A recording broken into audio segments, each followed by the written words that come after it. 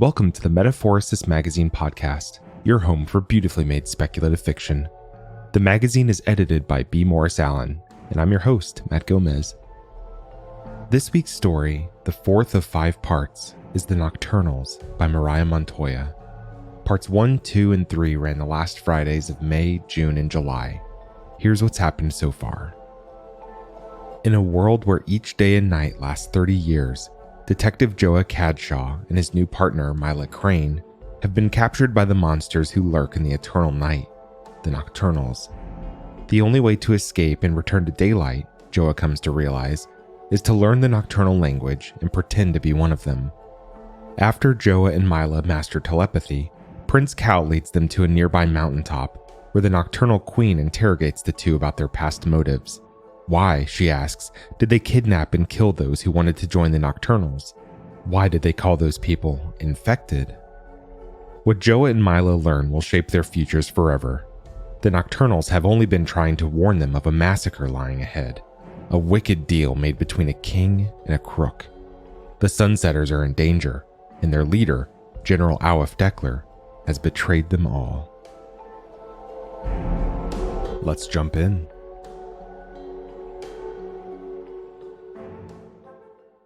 Prince Cal closed his eyes to avoid watching the anguish crumple the alien's face.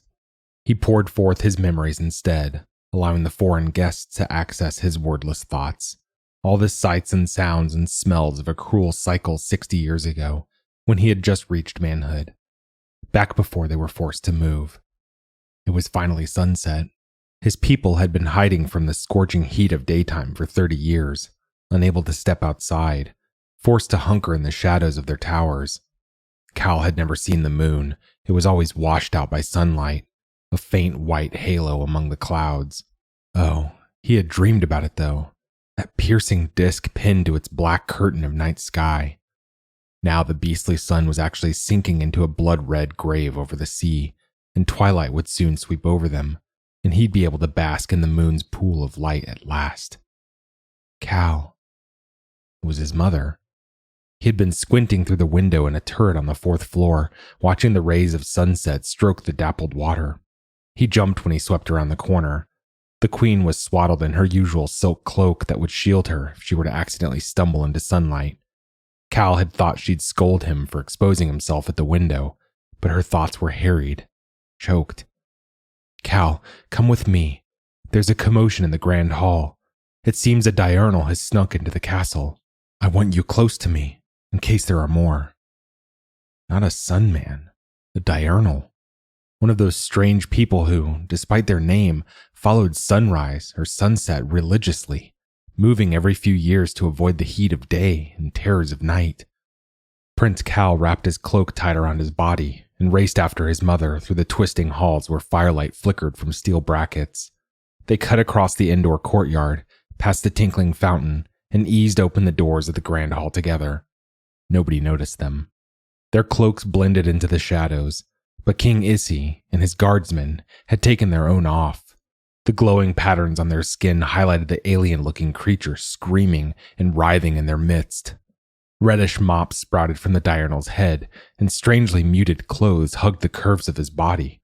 His ears were large, ugly, and crimped, sticking out from the side of his face.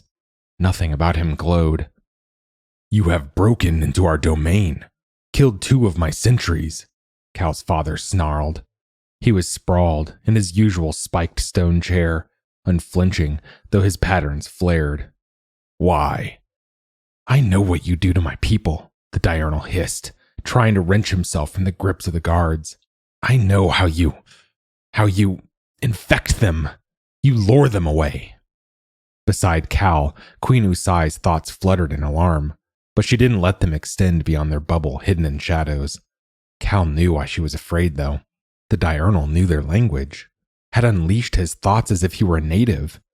They, on the other hand, had never been able to make those peculiar sounds of speech the diurnals practiced.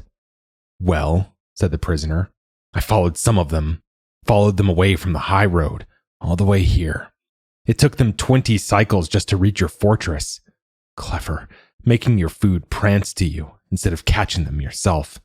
You don't even have to leave your roost. Now, Prince Cal and the Queen passed confusion, though Cal sensed dread lacing his mother's thoughts. Food? What did the alien mean, food? The Sunmen brought them carcasses to eat during the day when they couldn't afford to step outside, and during the eternal night they scavenged for carrion themselves. But when had they ever lured? A screech from behind him.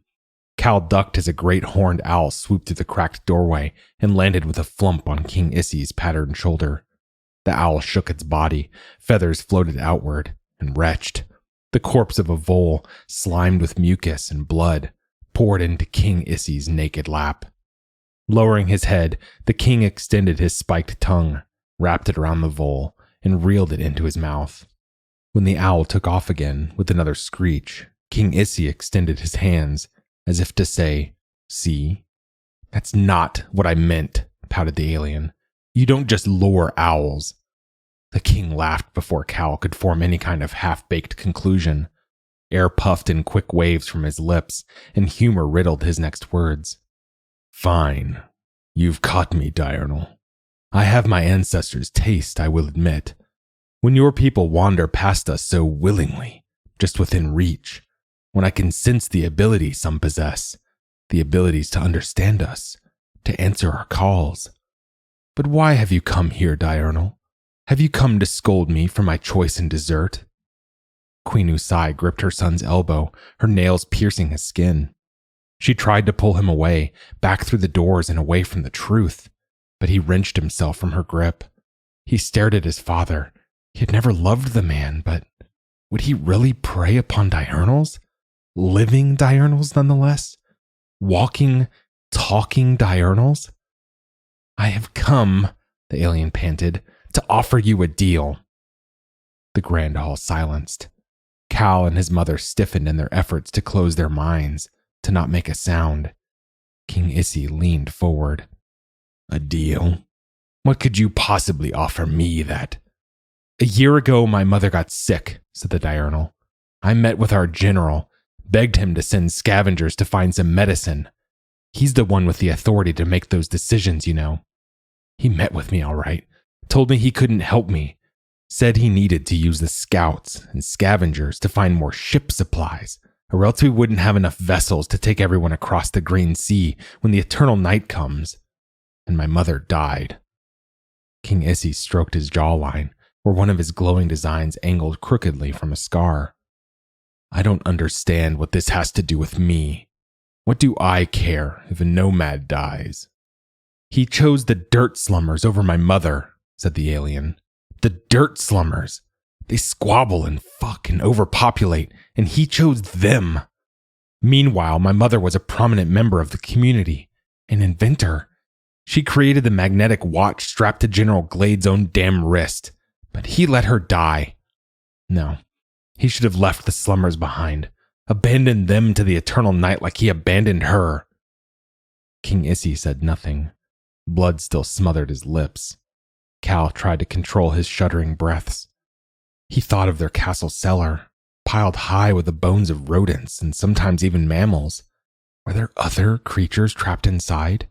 Creatures with mops of hair and crimped ears and plain skin that his father had lured from the high road over yonder? "Help me overcome General Glade," the alien said. "Help me take the general's place, and you can have all the piss-poor schmucks you want. No need to lure them. I'll give them to you. You can lock them in that cellar of yours. Let them rot to the ripeness of your liking. Help me fight, and I promise, in 60 years, when the poorest, dirtiest of us have squabbled and fucked and overpopulated again, I'll give you them again, and again, and again. For as long as I live, for as long as my children lead in my place, help me kill our general, and you've got yourself a feast." Now, Queen Usai's nails sunk deep into her son's arms. Blood oozed from the curved indents like a trickling frown. This time, Cal let her tug him backward, but not before he heard his father ask, "What's your name, son?" And the alien replied, "Alif Dekler, Your Highness."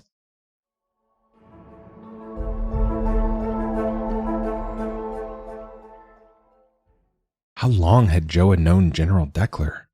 Since he was a boy, as young as Damien, and his school had hosted a career day where all the professionals, miners, healers, scouts, scavengers, had ringed their wheeled gymnasium, thrusting out flyers that said things like, "Thank your local Warner. Come de-stress with a seamstress. A nomadic plumber's guide."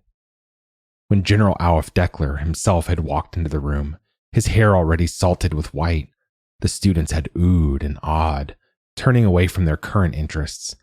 Joah remembered straightening in his crisp school uniform, breathless as he watched the general march to the center of the gymnasium and hold out a neat stack of business cards. His classmates had streamed around the man, and by the time Joah got to him, there were no business cards left. "Ha, you're too late, Sonny," General Deckler had said, chuckling. "Well, that's okay. I've got in here," he said, pulling another, smaller card from inside his pocket, "my real contact info. Can't have all you little tykes sending letters to my office, can I?" "No, sir," Joah had said, taking this newer card with delicate, trembling fingers. "No, indeed. Say, you ever thought of being a retriever?"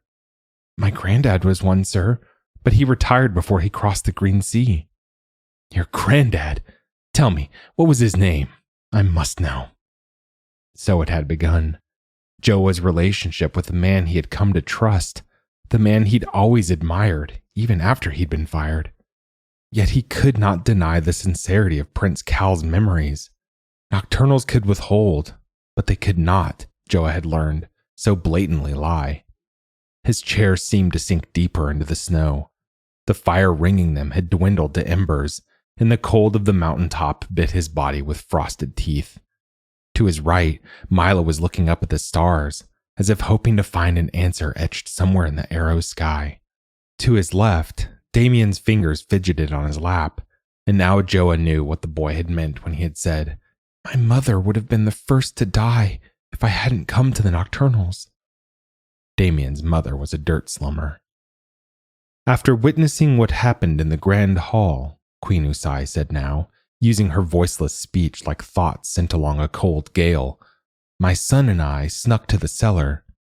There, we found a handful of diurnals, decomposing among the skeletons of other creatures." She seemed to sense the lingering question rising, smoke-like, from Joah and Mila's tilted heads. Why let them decay? Of course, Joah thought he knew the answer, but it made him feel sick, and he wondered if he'd ever be able to stomach meat again. Maybe he'd eat those raindrop-sized seeds for the rest of his life. "We cannot digest fresh produce or flesh like you do. We eat what is abandoned by the sun. Although the land and its vegetation doesn't die during the eternal night, there are enough plants and animals that do. We clean it all up, so to speak." Joah thought back to that mysterious tower at sunset, at the bone fragments crunching beneath his feet. Then he thought of the seeds again, seeds that had also been left behind by whatever squirrely creature had hoarded them. The Nocturnals were, in the truest sense of the word, scavengers. They were not predators. Yet King Izzy had obviously accepted General Deckler's offer. He had agreed to hunt and capture and kill. And now, 60 years later, he was about to do it again. "You've been infecting us all this time," Joah said aloud, "to warn us of an upcoming massacre? A massacre like the one before?" He realized his mistake when Misla inhaled sharply, and the Nocturnals made a collective twitching motion, as if the sound from his lips had struck them with a spark of electricity. There was a reason the Nocturnals didn't make noise outside their protective netted cave. In the eternal night, when light and sight were scarce, sound exposed you to the monsters lurking in shadows. They all waited, breathless, for something to happen, but there was only the creak of trees and snapping of branches in the distance as the wind broke into a howl. "I'm sorry," he said. "I forgot. He was so shocked at what he had learned that his thoughts had turned into speech. The beasts they'd thought of as ever-evasive ghosts, always trailing them, always hypnotizing and luring their people into the darkness, had only been trying to stop them from the real darkness that waited for them at the green sea like an open jaw. "I never loved my husband," Queen Usai said, her sharp-angled shoulders relaxing slightly in the absence of a night beast. "It was an arranged partnership. When we saw what he had agreed to, I begged him to reconsider, but—" A yowl cut through her words like a bloody axe. The surrounding Nocturnals jumped from their seats, the feathers on their skulls bristling. Damien sprang to his feet too, and Joah saw the glint of a pole clasped in his small, muddied hand. The embers had died. Through the last torrents of steam rising from the snow, a curled set of horns bobbed over the mountain's edge. "The Kalik," Queen Usai moaned. A massive reptilian cat prowled into view. Scales covered its sleek body, and horns protruded from its jawline, curving upward like spiked ears. Its tail whipped behind it like a snake. Its eyes, each the size of Joah's palm, glared at the mountaintop party with slanted fury. Queen Usai opened her lipless mouth and made a strange screeching noise. It was far more terrifying than if she had screamed instruction inside her own head. It was the rickety, rusty howl of a throat that never got used unless the enemy was already upon them. The Nocturnals flew together, forming a tight knot within the circle of chairs. Joah grabbed Misla and Damien and pulled them into the tangle of limbs. The Nocturnals' glowing designs burned orange, and when they started swaying in unison, their massive bodies waved like open flame. Joah was reminded suddenly of the mass of birds that had attacked him and Misla on the high road on their way to retrieve those who had been left behind. The night beast paused, its lips curled backward, revealing a clutter of yellow, needle-like teeth. Mid-sway, the Nocturnals pulled out those identical poles, and the mountaintop roared and crashed with waves of that rising sound, a cacophony of grinding screeches from 100 unused throats. They were trying to scare the beast away. Damien slipped from Joah's grip and ducked under a Nocturnal's legs. "Hey, kid," Joah called, reaching out for him. But his hand was slapped away by an elbow, and Damien had already disappeared into the thickness of fiery bodies. "Come back!" His voice was lost in the screeching discord. The boy had weaseled his way out of the fireball and now stood, exposed and alone, in the monster's warped shadow. His pole tumbled from his fingers into the snow. Compared to the crouching cat, Damien was nothing but a rodent. A single one of those curved claws would impale his chest like a sword. "What are you doing, child?" Queen Usai cried.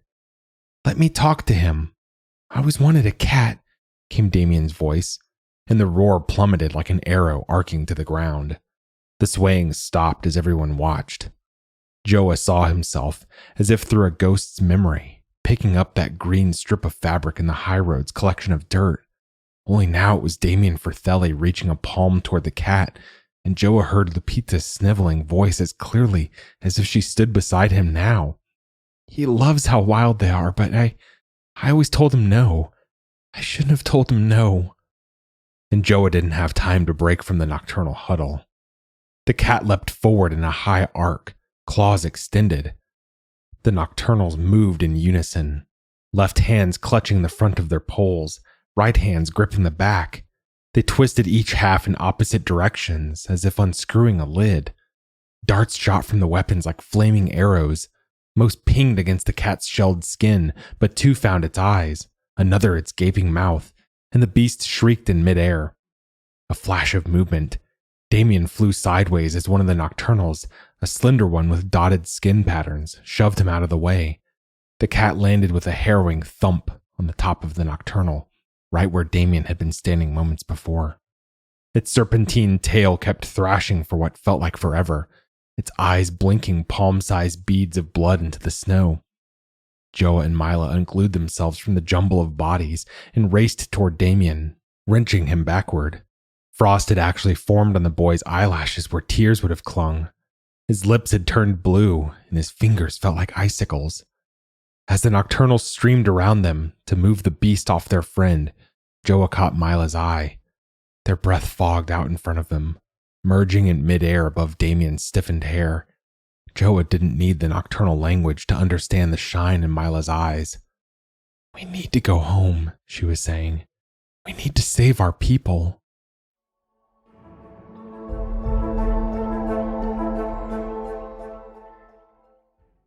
Back within the humidity and warmth of the netted forest, they buried the Nocturnal who had saved Damien, along with the parts of the calic that had crushed him.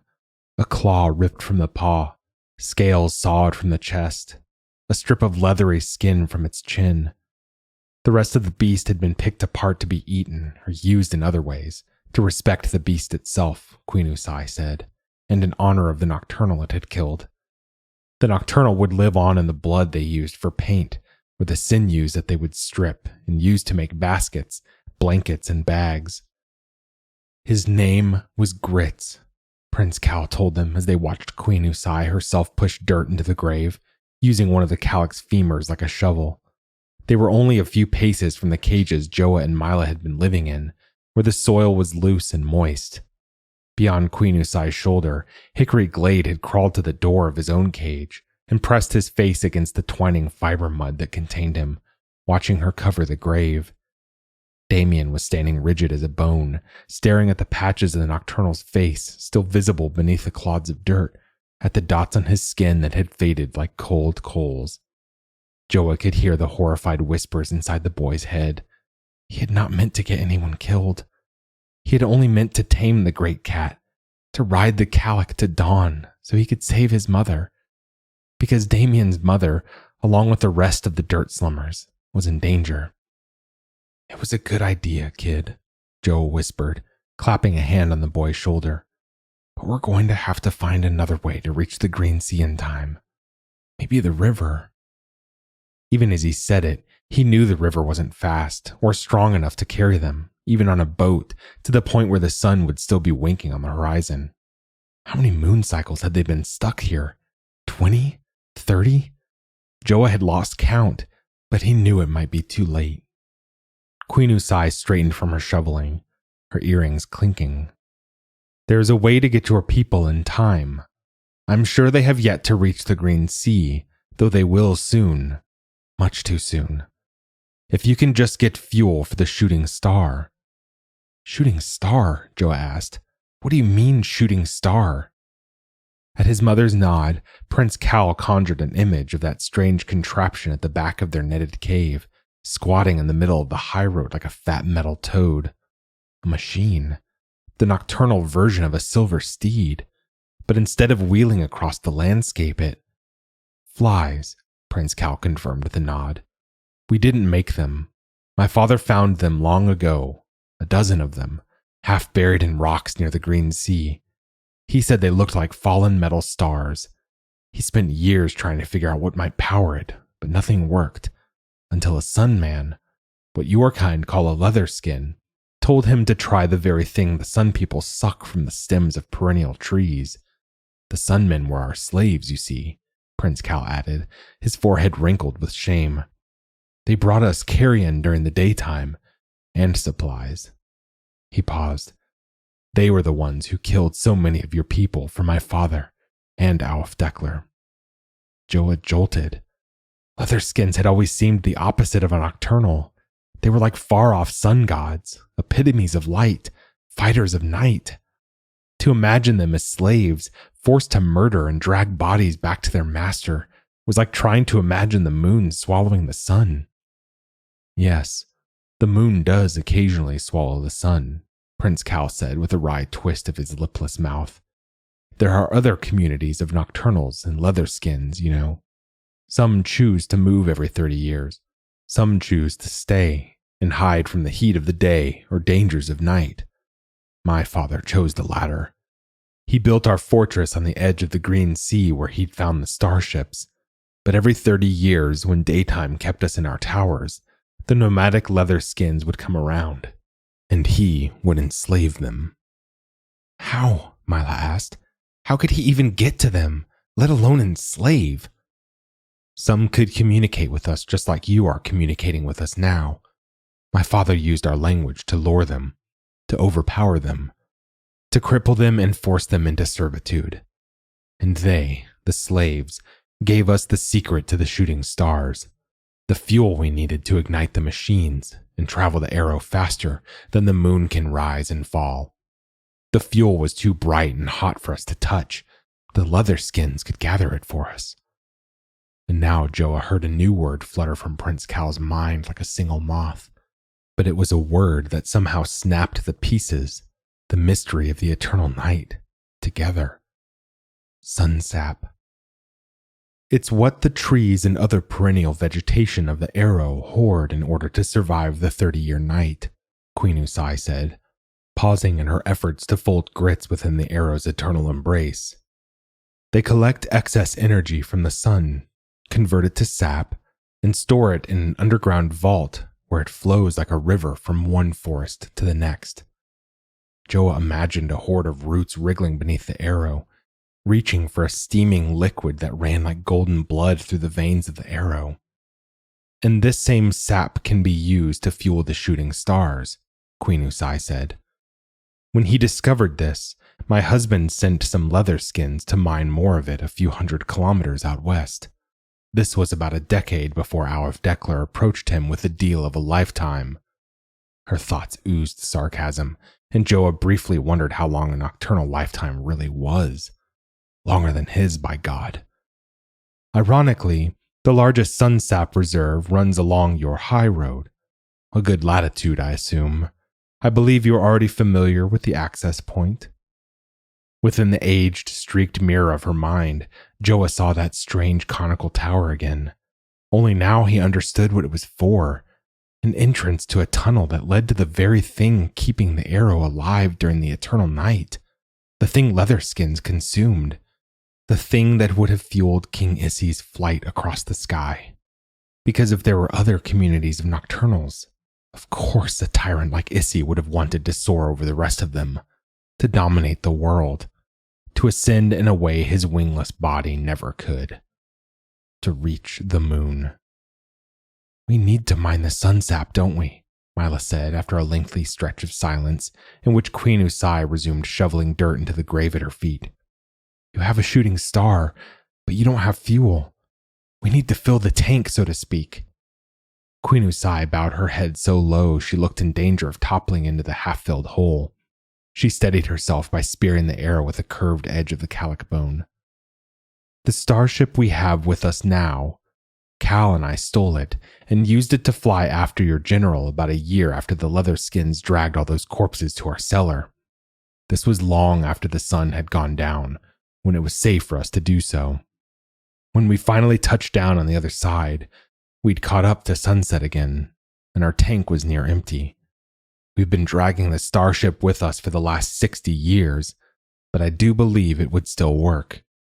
If you want to save your people from this, Queen Usai brought the femur bone to her lips. Her tongue shot out and spiraled around it like King Issi's had in Cal's memory.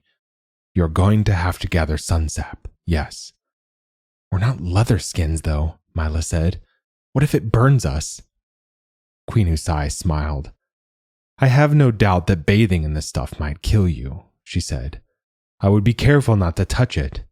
But your bodies can withstand direct sunlight, whereas ours can't. So I'm quite certain you'd be able to go near it, to collect it as carefully as you'd gather fire.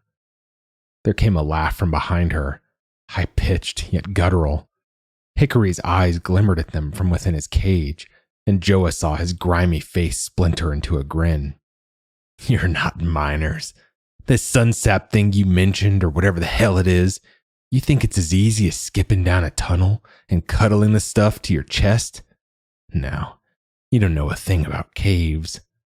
Hickory's eyes targeted Joah, and they glowered at each other with the pin-straight ferocity of shooting darts. You didn't even know what a damn lantern was. You'll never make it without the light of the moon, or these wretched flies buzzing around. Joah glanced at Misla. For the first time in 3 cycles, he let himself remember Hickory standing over her again, berating her, laughing. He let himself remember the squishing slice of Hickory's axe through his wife's neck, his chest squeezed from the injustice of it all. How fitting. How perfectly goddamn ironic. They needed a miner to save their community in time. But no, there had to be another way. He squinted at the pieces of hickory he could see through the fiber mud walls. What's down there then? What's in these caves you know so well? Tell us what to watch out for. Hickory laughed again, his fingers curling around the ropes of his wall. Well, sometimes there's no good air to breathe. You'd never know until it's too late, and you're choking on the gases of underground. Sometimes the walls come crashing down around you. It's never happened to me because I know which signs of weakness to look for. But oh, it's happened plenty of times to others. His smile widened. Sometimes there are creatures. Giant insects the size of a dog. Snakes and spiders and scorpions. Damien's tiny chest rose and fell in awestruck breaths as Hickory continued describing the monsters that might or might not stop them from accessing the fuel they needed. Joah could feel the boy's thrill and eagerness, like a rapid heartbeat drumming up his neck, and he remembered the old dirt slummer's words from so long ago. Damien liked to dig. Yes, he did. And Damien would beg to come with them. In truth, Joah wasn't willing to separate from the boy until they returned to sunset and saw him safely in his mother's arms. Was he willing then to lead the child into the unknown, without a guide to protect them from the beasts lurking underground? Beside him, Misla bit her lower lip and shook her head. I can help you, Hickory said now, the faintest crinkle of earnestness replacing those creases of his manic grin for the first time. Let me out, and I'll help you find this sunsap. I just want to get out of this ruddy cage. I want to see the light again. Please. Joah looked at Queen Usai, who shifted the last piles of dirt over top Gritz's grave. Her blue-black feathers lay flat against her skull, as if wilting. She set the femur bone at her feet. To free your people, she said, sometimes you need to free your monsters, too.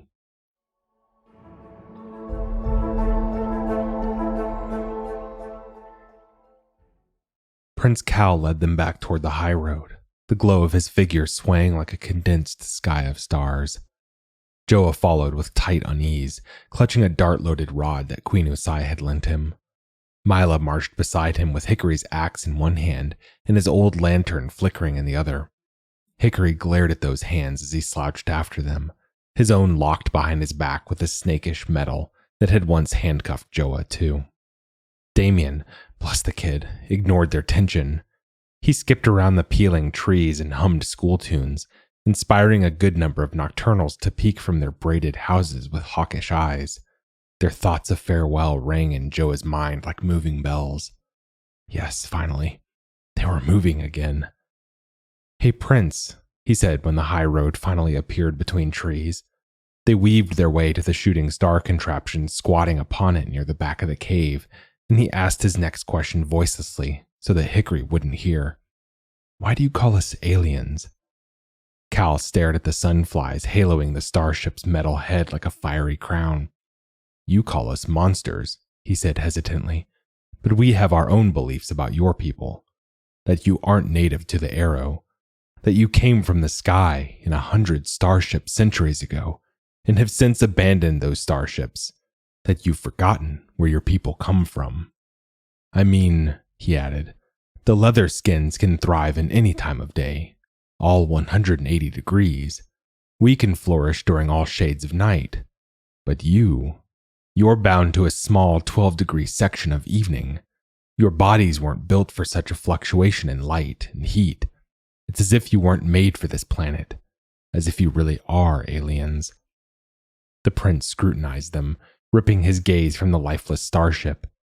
They were all wearing silk cloaks to protect them from the bite of a cold night once they left the netted cave. Joah and Misla also shouldered supple, stretchy bags filled with dozens of ceramic jugs that they would fill with sunsap when they reached the vault beneath the conical tower. Why? Joah asked suddenly, his thoughts forming a new question. Why did you bother to warn us? Why were you so persistent all these years, if you think of us as aliens? Prince Cal flexed his fingers, staring at the swirls on the back of his hands. It was more of an escape at first. After the servants started serving us those diurnals on a platter, my mother and I didn't want anything to do with our fortress anymore. We flew, just her and I, away from it all, to the other side of the sea. We should have brought some others with us. Arrow knows there were hundreds of enslaved leatherskins and subjugated Nocturnals who would have loved to escape his regime too. This didn't make sense though. Why the hell was there a whole village of Nocturnals if Prince Cal and his mother had flown off alone? For a moment, incest crossed Joah's mind, but no, not enough time had passed for the two to have reproduced so quickly, and two couldn't create hundreds. "What's incest?" Damien asked aloud. Hickory gawked at him. "Never you mind that," Misla said, glaring at Joah. "Go on, Prince." "My mother and I moved with the night. We always loitered just behind the brink of sunset, never too far behind your new shiny general and his new shiny power. But we visited other communities of Nocturnals along the way. Some were whole cities to the south, others were tribes to the north. No matter whether they stayed or moved every few decades, we kept hearing the same story over and over.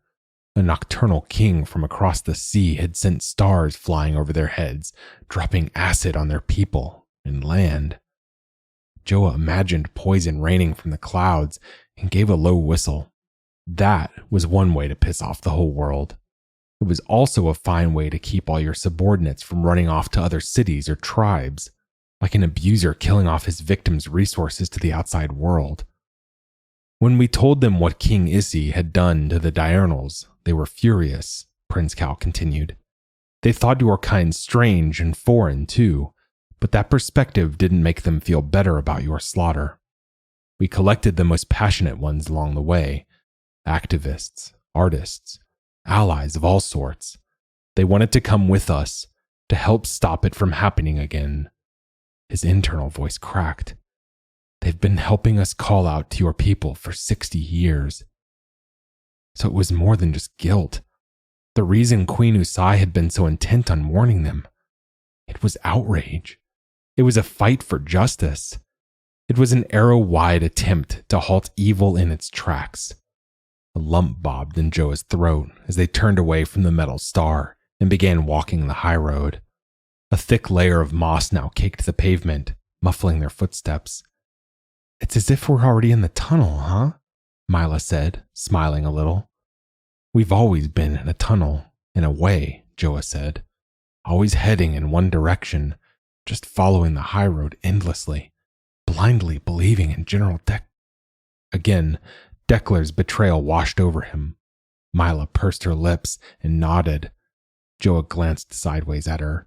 His breath stuck inside his throat. Her braids were knotted and frazzled.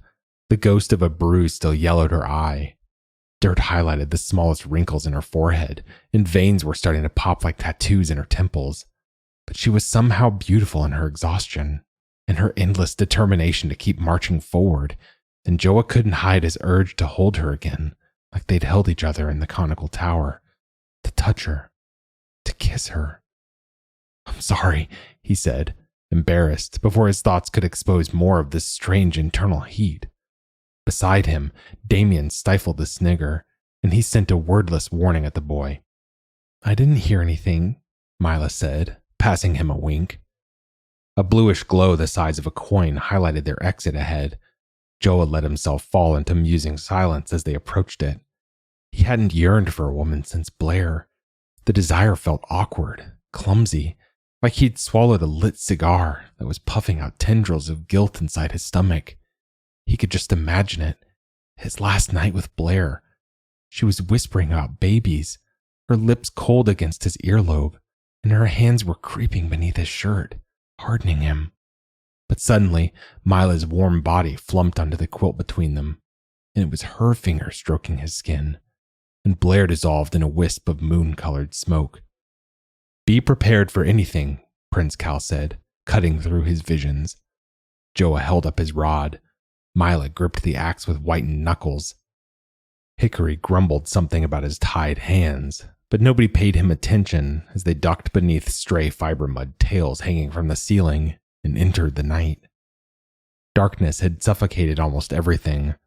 Only the crooked remains of cotton trees rose toward the sky, which blazed with stars. As they crept down the high road and past these stumps, however, Joah saw tiny orange buds blossoming from the naked branches. This phase of night is like grief, Prince Cal said. It's as if the world has to grieve the loss of its sun before it can grow again. But after a few dozen moon cycles, the leaves come back, new grass grows, animals you wouldn't dream of creep from their hideaways. Cal stroked his rod. That's why we have to be on the lookout. The Calic is the only beast that dares attack us in high numbers, but other things can rise from the mud if we're alone. Damien, it seemed, couldn't control his excitement as the conical tower rose in the distance. The boy's breath fogged in front of him in quick bursts. "This was where I first heard you clearly," he told Cal. "You told me how to find the door." "Yes," Prince Cal said.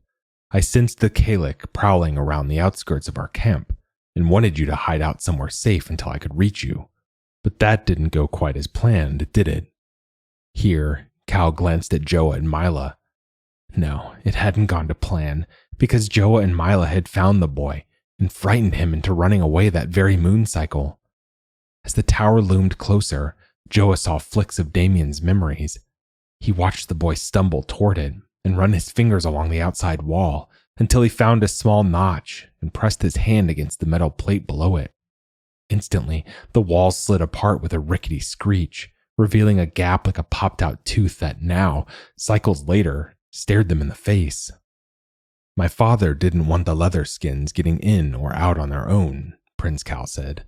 "So he made the door respond to cold fingerprints, not hot ones. In fact, the leather skins he sent to mine this sunsap never came back. He didn't want them spilling the secret of where the reserve was, see? There aren't many reserves as big as the one you're going to." "You mean the leather skins are still in there?" Misla asked, hushed, staring upward at the coned roof as if she could see watchful windows. "They could be in there right now? We didn't see any." "Oh, my father wouldn't have let the leather skins live. After his guards obtained enough sunsap, he killed the ones who mined it before flying the starships back to our fortress by the sea." Prince Cal shrugged off his bag and tossed it to Damien, who caught it with quick fingers. "Go on in and see for yourself. I'm sure their skeletons are still there." "Hang on." This was Hickory. He was whipping his head back and forth between Misla and Prince Cal, as if he could tell they'd been whispering to each other, but didn't quite know what they were saying. "All this talk about something being in there, I need my hands free. What's the point of me coming along if I can't even punch a beast in the mouth, huh?" "No," Joah said automatically, his jaw twitching with the effort to stop himself from punching Hickory in the mouth. "No way we're untying you." Apparently, there was a way, though. With a swift look at Prince Cal, Misla strode forward and stuffed the rusted handle of the old lantern into his mouth. Hickory tried to jerk away, but Cal held him in place until he bit down, eyes narrowed. "I'll untie you," Misla said. She would have sounded sweet if her eyes hadn't been reflecting the glint of the axe now grasped with two hands. "But if that light falls, I won't hesitate to bury this blade into your heart. A blow for a blow, okay?" And she pointed at her chest, where her burn scar marred the soft place beneath the collar of her shirt. Hickory's doing. Gagged by his own handle, he couldn't do anything but nod. Joah wasn't going to make the mistake of undermining one of Misla's decisions again, but he couldn't quite look at her as he nodded goodbye to Prince Cal. It was enough to make his stomach writhe. The stench of Hickory's sweat and shit. For his wife's killer to walk beside them free-handed, after the scene he'd come upon in the woods? Nauseating. "You can do it," Prince Cal said. "Just be wary, and not just of him. Remember, the eternal night may be protective of the only thing keeping it alive for the next 30 years. Joah drew a deep breath, gripped his rod, and pressed forward into the tower. Misla, Damien, and Hickory followed. Inside, bone fragments haloed that conical hole leading downward like a toilet bowl, but this time Joah focused on the bones he couldn't identify. As his eyes adjusted to the denser darkness, he squinted at a round one near his feet. Was this here the last time we were in here? They gathered around the object, which flickered in the light of Hickory's lantern. It was like a disk of shiny gray cartilage, umbrella-shaped and sprouting a stem of bone like a mushroom. Damien squatted to inspect it more closely. "That's not a bone," he said solemnly. "It's a shell, or part of a shell." Gazing around, Joah saw dozens more littered around the room. He must have been too sick or worried to have noticed them the first time he had been here, but Damien was right. The objects were shells, and they had been abandoned here as surely as the skeletons of other creatures had. The remains of leather-skinned slaves. "I wouldn't," Joah began, but Hickory had already bent to scoop up the shell at their feet. He held it by the stem and hugged it to his chest so that it looked like a shield. His light didn't fall. "Okay," Joah said, nodding to the edge of the hole in the ground.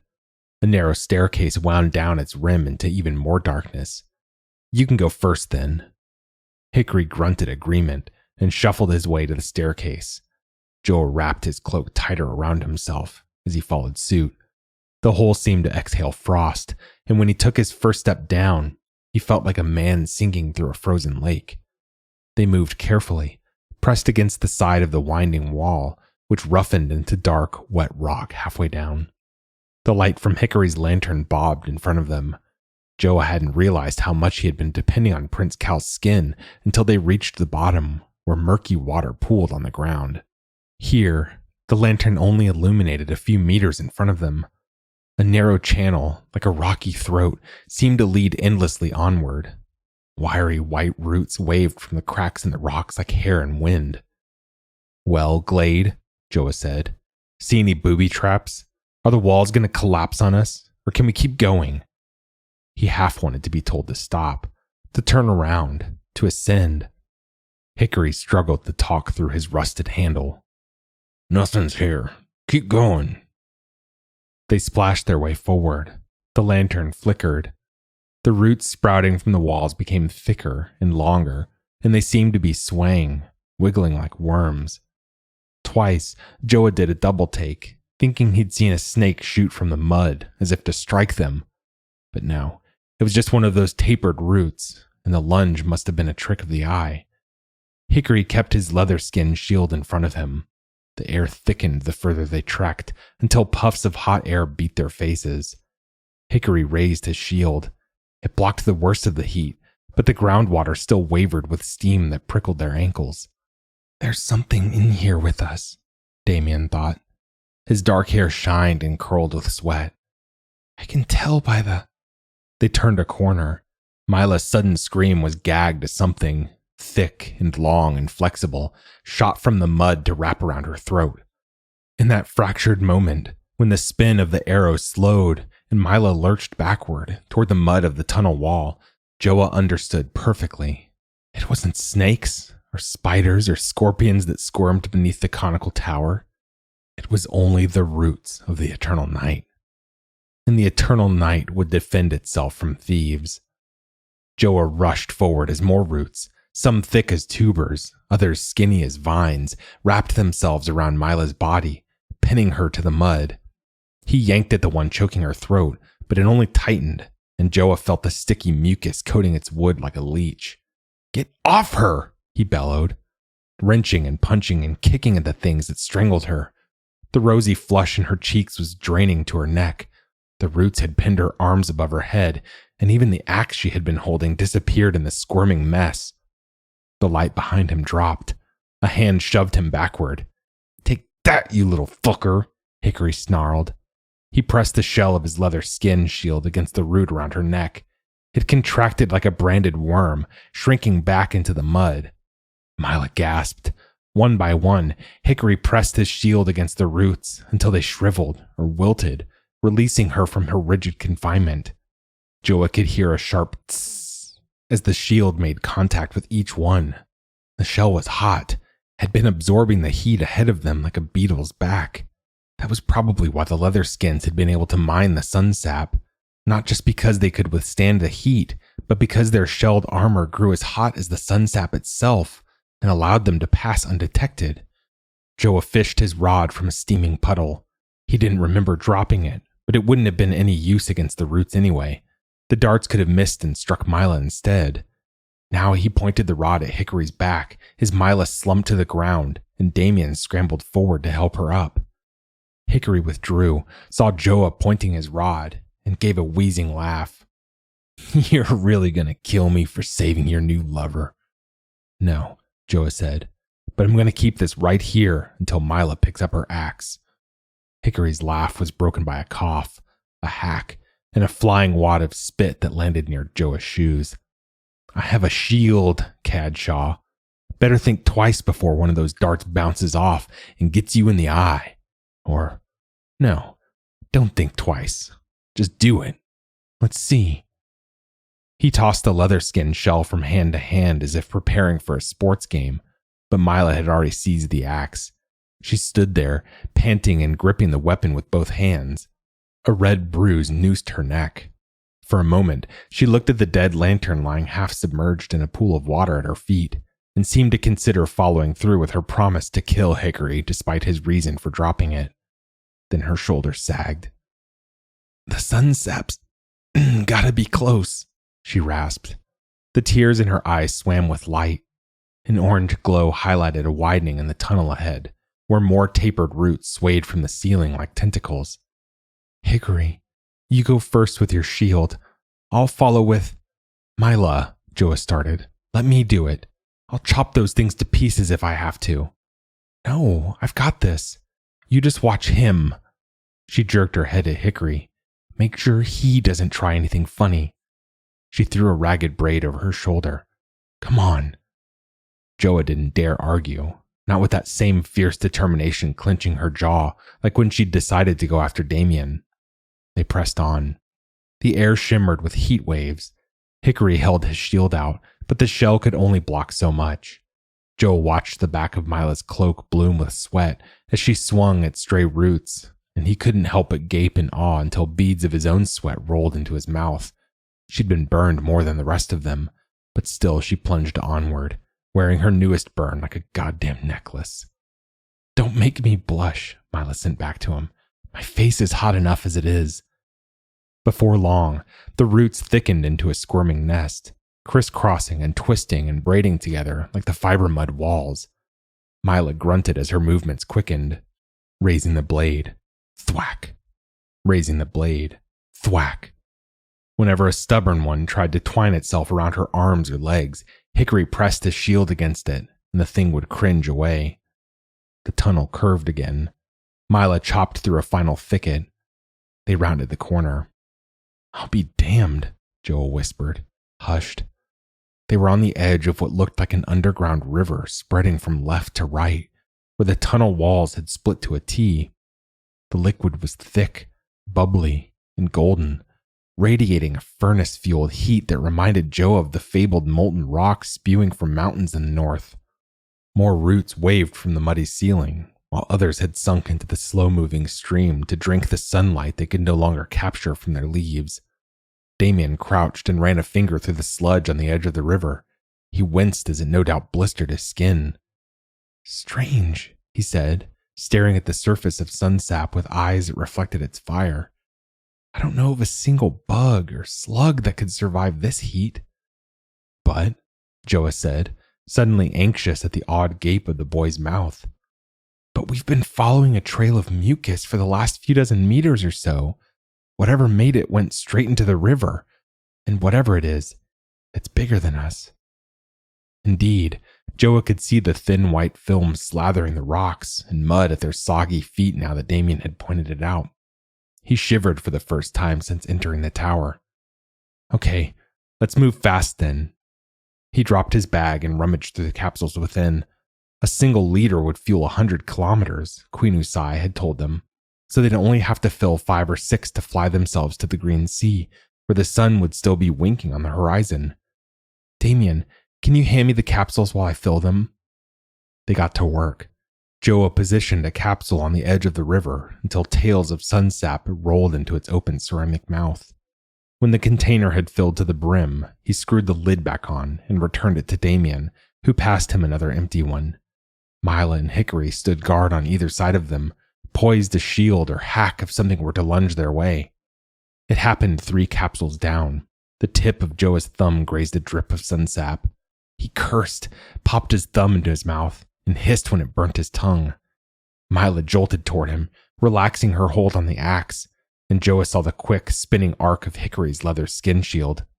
It flew through the air, plopped into the sunsap, sank into its depths, and disappeared. Hickory had chucked it aside to spring for Mila's axe. For half a second they wrestled with it. The blade swung dangerously close to Mila's nose. Hickory yanked.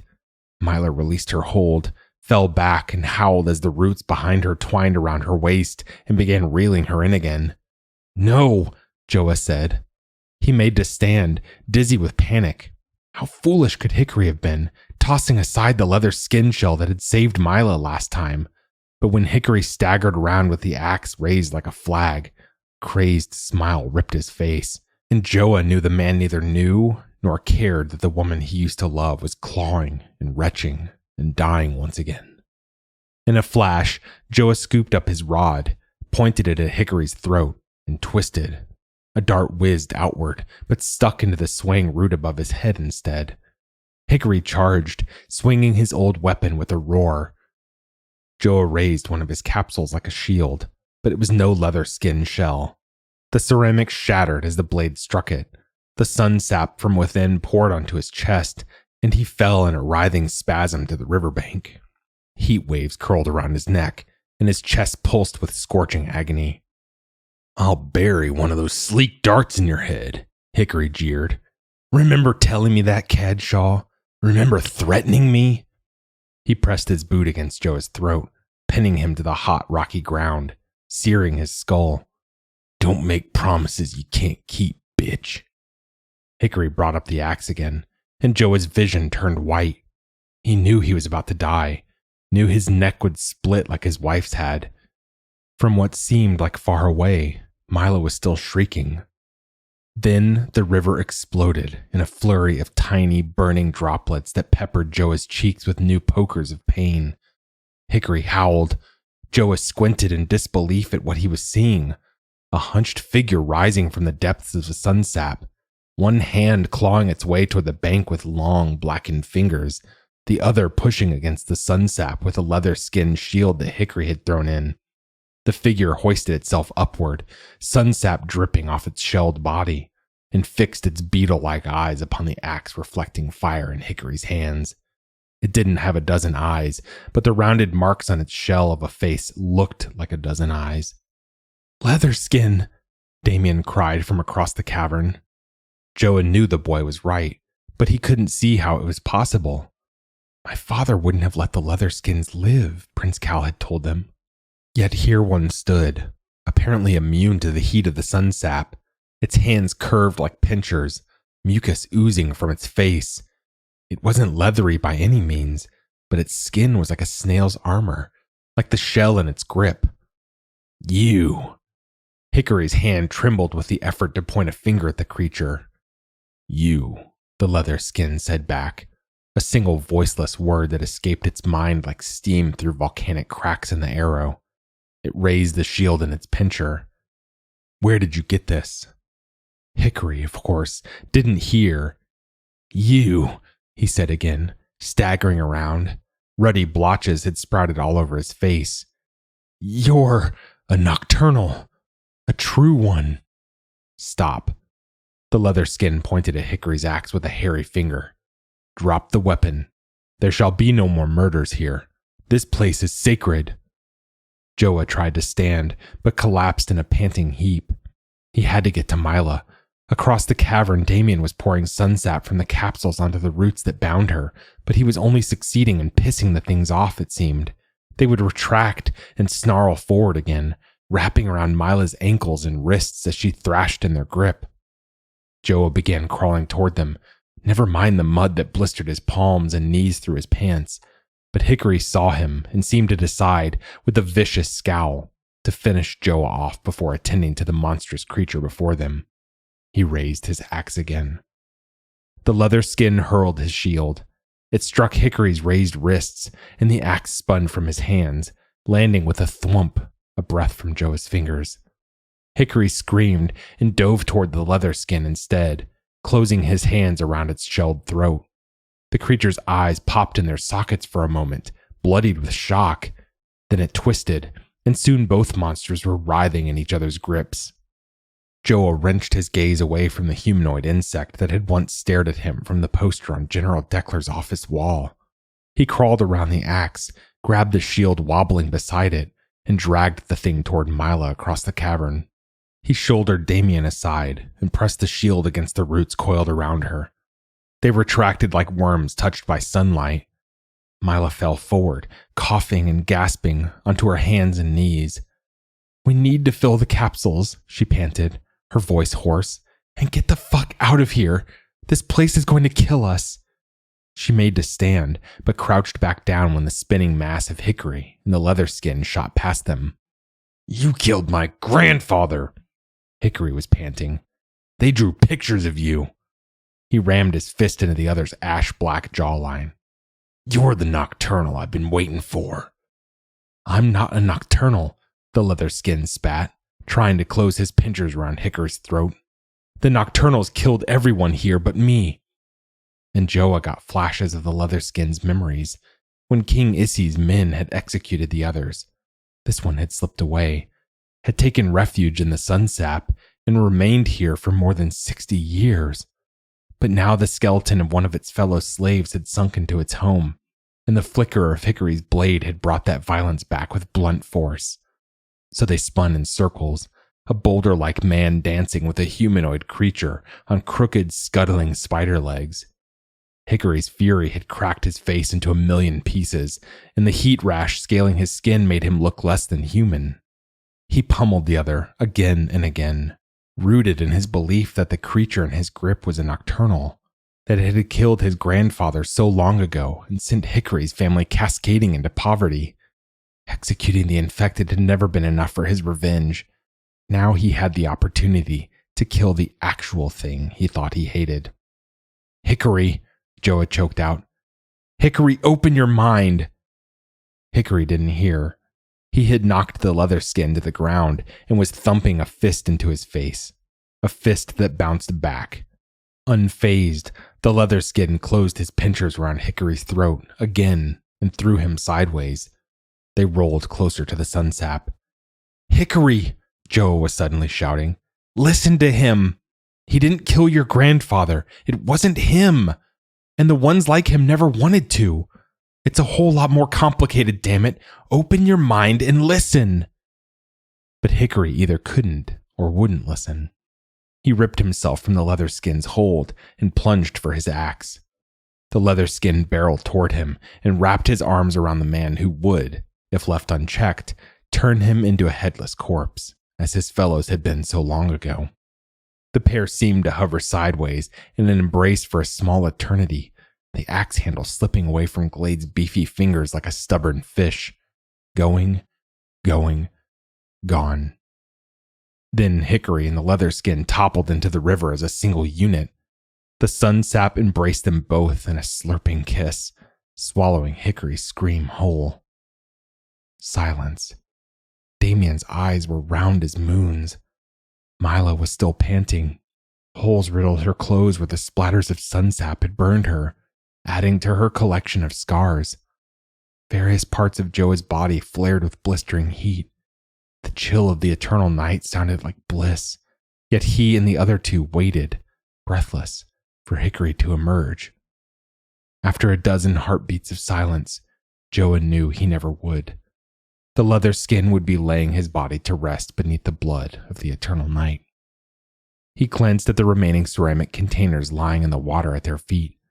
They needed to fill the things and get away from this underground gut of fire before it cooked them. They needed to ride the starship to daybreak and save the sunsetters from being killed or collected like cattle. But Joah felt mesmerized by Hickory's death, at how it had happened. If Hickory had let himself become infected, he would have known the truth of things. He wouldn't have gone for a guiltless leather skin. He wouldn't have raised the axe on Joah. Hell, he wouldn't have swung down on Blair's neck all those years ago. He would have heard her thoughts as Joah had led her. God, led her to her death. he would have understood that the real threat was a corrupted general and a king waiting for them on the edge of the Green Sea, not a crazed woman in shackles or a slave who had been hiding from violence for over 60 years. But Hickory had not opened his mind, and now he was gone. Blair's killer was gone. Mila's abuser was gone. The man who would have executed Damien with a smirk on his face was gone. He was gone along with the ignorance Joah might still be harboring if he'd never ventured into the eternal night. All that remained now were the capsules of sunsap, the three of them holding each other, and a suffocating tunnel of boiling grief. And Joah was ready to find his way out of it. "Come on," he told the others. "We have a sunset to catch." That was part 4 of The Nocturnals by Mariah Montoya. Thanks for listening. Be sure to tune in the last Friday of September to hear the 5th and final part of the story. If you enjoyed this episode, we'd love if you'd leave us a 5-star review on Apple Podcasts, or better yet, share the magazine and podcast with a friend. If you'd like to listen to more speculative fiction, visit us online at magazine.metaphorosis.com or on Twitter at metaphorosismag.